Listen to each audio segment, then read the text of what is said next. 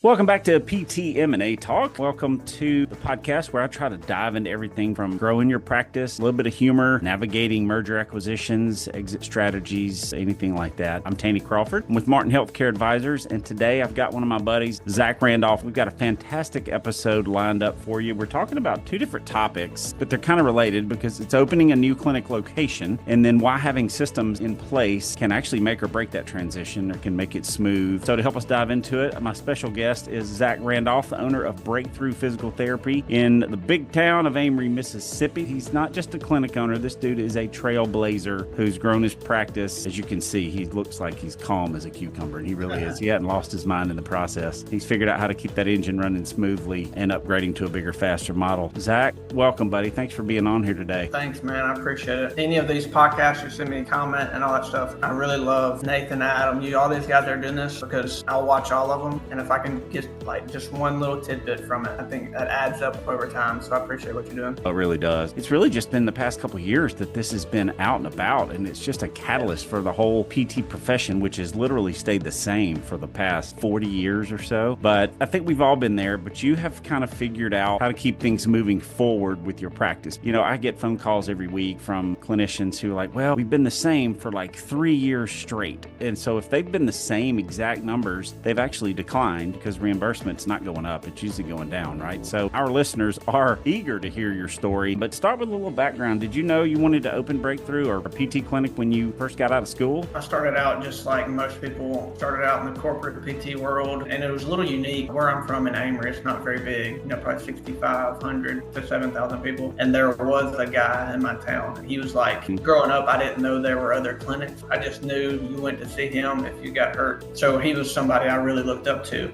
And unfortunately, I was going to go to PT school, come back and work for him just like everybody. I had the injuries and was in PT and enjoyed, you know, like, man, I think I could do this. So I was going to go to PT school and come back and work for him. And unfortunately, he passed away after my first year of PT school. So I did the corporate thing. After about a year or a year and a half, kind of looked around and was like, I want more for myself, my family, my patients. When you get that little entrepreneurial bug, you want to create something and do something. So that's kind of how we got started. And we opened in October 2023, not too long ago, a year and 2 months. So it's been like the fastest 14 months and the slowest 14 months at the same time. I don't know how it makes sense, but like, you know what I'm talking about. Yeah, for sure. So you guys opened your first location a year and a couple months ago, right? Yeah, so we opened October 30th, 2023, Breakthrough Physical Therapy, and it's adults only, PTAs, that type thing. And then we added on, we expanded to the same building probably 3 or 4 months ago it was done, and added on pediatrics too. It's a whole different world. So we kind of treat it like a second location, but luckily we were able to do it under the same roof, same everything. So it's made it logistically a little better, but it's a whole different world. Oh yeah. So I have had a good conversation with a guy yesterday that's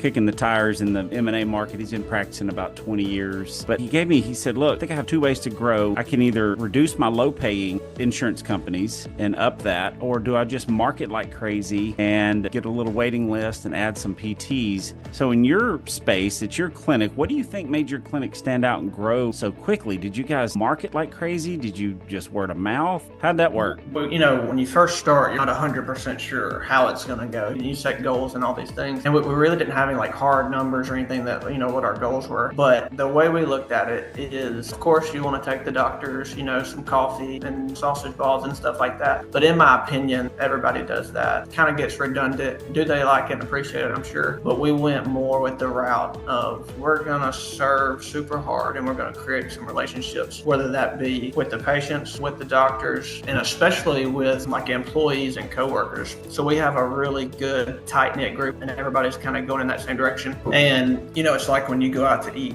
and you eat the best meal you've had in a while, you're going to go tomorrow and you're going to tell everybody about it. So we try to treat people in a way where they leave and 2 years from now, they don't care about their knee or whatever it was, but they're like, man, those guys over there, they treat you right. And that's what our mission is create impactful relationships. And it's just like money, it's like business, whatever it is. It just kind of starts out slow and then it kind of gets away from you the more it compounds. So yeah, well, again, today we were talking about expansion strategies and then systems in place. And again, I'm in the the M&A space mostly, but scaling a practice is not just about just find another spot and open it up, and especially in a small town. But you've got systems in place. You have to optimize your operations. You got to build a team that delivers consistent treatment, high quality care, so that those patients think that's every time they come in, kind of like the meal, that's the best treatment they've had, and they're going to go tell people. And by expanding your reach and expanding your space into the pediatric, you're increasing your reach, increasing revenue, enhancing the overall value of your practice. Your practice is growing, right? You're not remaining stagnant. And so we get phone calls time to time from small to mid-sized companies looking to buy somebody that has 2 or 3 or 4 locations. And they roll up into the people that have 15 or 20, and the 20s roll up into hundreds. And so opening that second location is for growth, but it's also a strategic move that sets you up for long-term value and opportunity, right? And so think back when it was time to expand and you thought,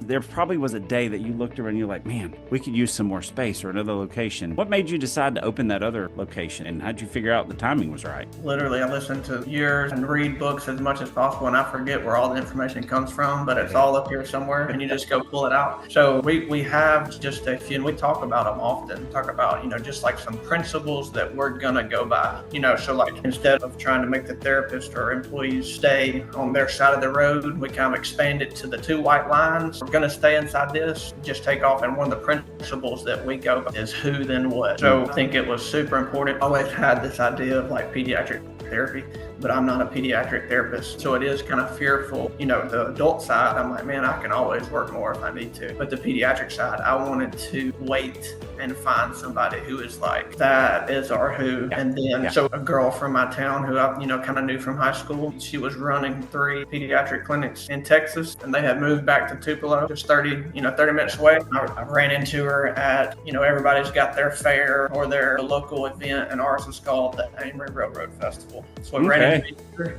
talked a little bit, y'all just here visiting. She's like, actually, we've moved to Tupelo. So we talked about therapy a little bit. And then later on, I saw on Facebook, it still showed where she worked at pediatric, whatever, of Texas. Messenger's like, hey, just curious, have you just not updated that? Or are you working around here or what? And she was still managing those 3 clinics remotely in Mississippi. So she's that caliber therapist where they like, we don't want to lose you. We'll let you still manage from Mississippi for these 3 clinics. So of course, in my mind, I'm like, oh man, there's our who, So we talked a little bit, and the first time we talked, it was just more of, I told her not being whatever, but most people just don't have it together. So I wasn't even super prepared for this meeting. I was like, but everything you said has really excited me. I was like, I'm going to get some thoughts together and send it to you, and we'll meet again. And she kind of spit back, I wasn't expecting you to really have it all together either. So I wasn't really prepared. So it was a really good fit that first day. We had vision for pediatric therapy in our region. And so we kind of teamed up, started added about 2,000 square foot, and we've added a speech therapist and an OT, and we've got another one that's about to come. So kind of the most important thing to me when I think of a new location, new expansion, is not, man, pediatrics would be cool. We can serve so many people. We can help the children of this area. All that's great. But if you just jump right into it and you don't have the right people, then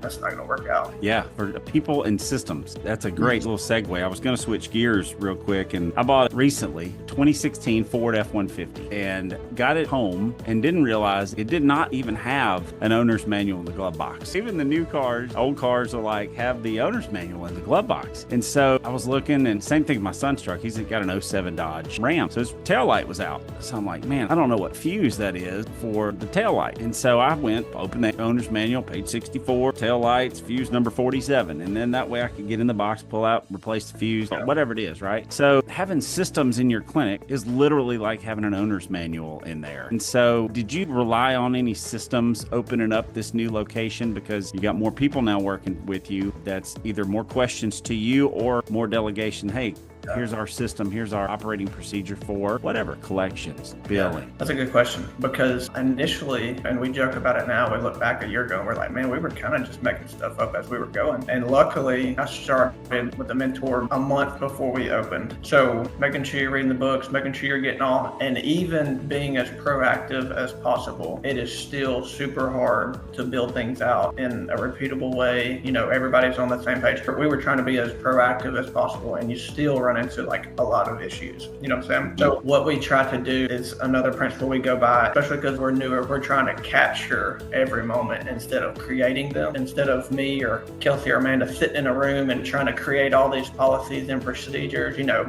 you're going to run into issues. And when you do, that's when you create it. So you run into, you know, some front office collections issues, and you look up and you're only collecting 50% of over-the-counter payments. That's a big issue. You know, you're only getting half the money that's, you know, that's owed to you. So that's the moment when you're like, all right, we got to figure this out. I got to reach out to somebody that's done it well. We got to figure it out on our own, create the system. And then once you create it, that's not it. It's going to be pretty dynamic for the next 6 to 8 weeks. And you kind of tweak it and tweak it and tweak it. Then eventually anybody can sit there and take the payments because it's on the piece of paper and you know how to do it.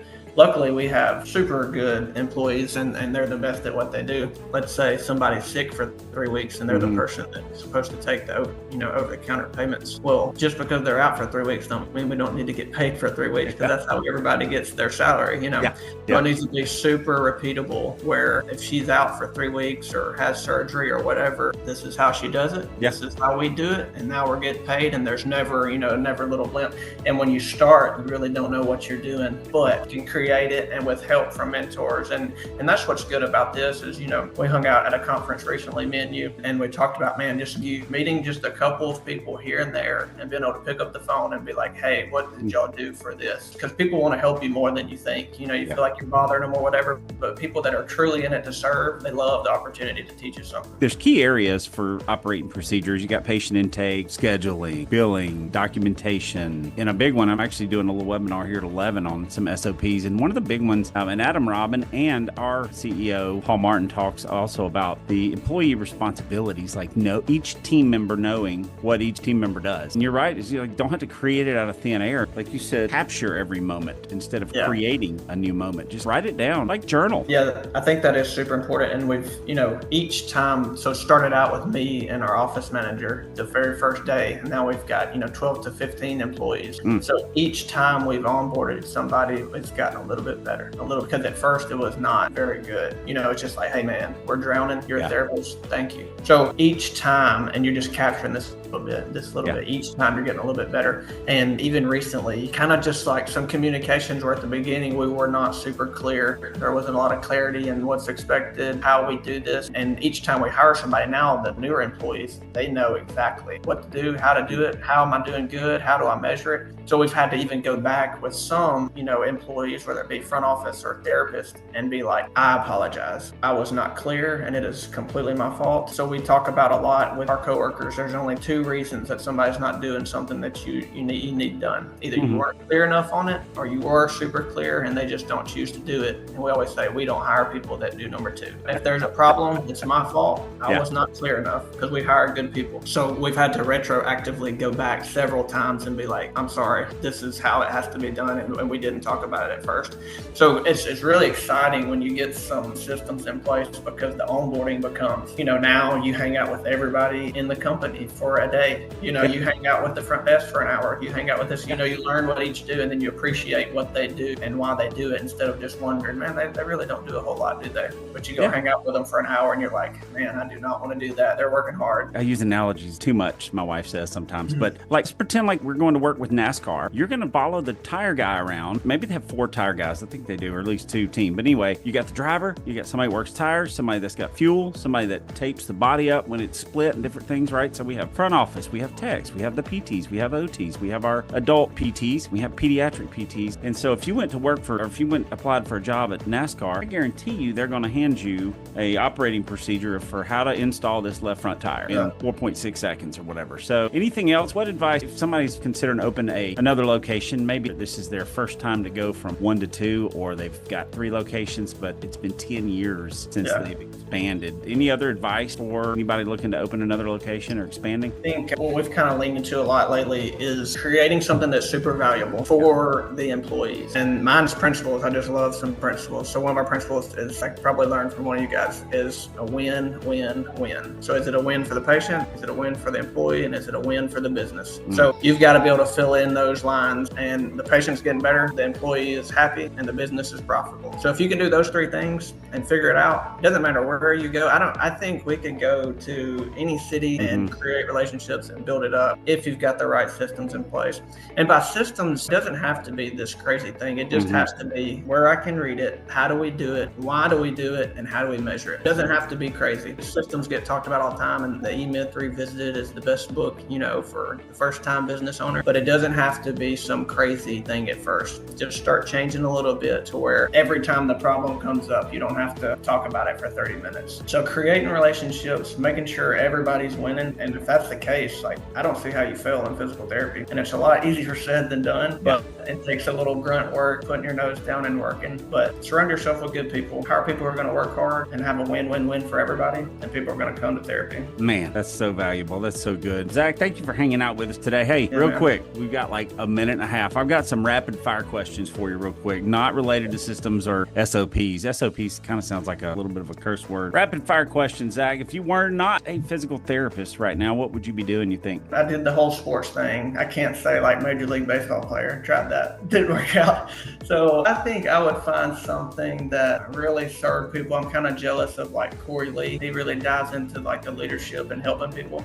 Something where you're fulfilled every day. I really don't care about the money as much. You wake up, you help somebody out today. Something that's fulfilling like that. Yeah. If you could have dinner with any athlete, past or present, who would it be? Probably Derek Jeter. Kind of looked up to him when I was a kid. He's a winner. I'm sure I would get some value out of that. That's awesome. We had a patient one time that we were working on. It's kind of a funny story real quick, but came in for the eval, sitting on some hot packs, E-stem. We'd stretched a little bit, gone over the home exercise program. And she said, she kind of cracked the door and was like, hey, while I'm on this hot pack, can any of you run down to KFC and get me a 2-piece? And I looked around. I'm like, no, we can't leave and give it to you. She said, yeah, give me a dark meat 2-piece. And she closed the door and I was like, oh my goodness gracious. What's a funny or memorable patient story you've got for the practice? I think this was a couple years ago actually. And I didn't even know at the time, looking back, it was creating the relationship. Didn't even know that that's what I was doing, but we were just doing it. Me and my wife were at Walmart.